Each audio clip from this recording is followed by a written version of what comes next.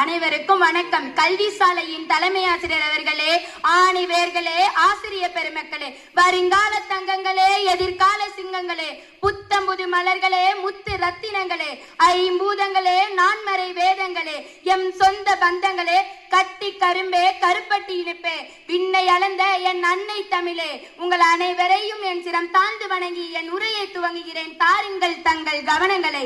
இன்று ஜனவரி 26 நாட்டின் 77வது குடியரசு தினத்தை கொண்டாடுகிறோம். அனைவருக்கும் என் இனிய குடியரசு தின நல்வாழ்த்துக்கள்.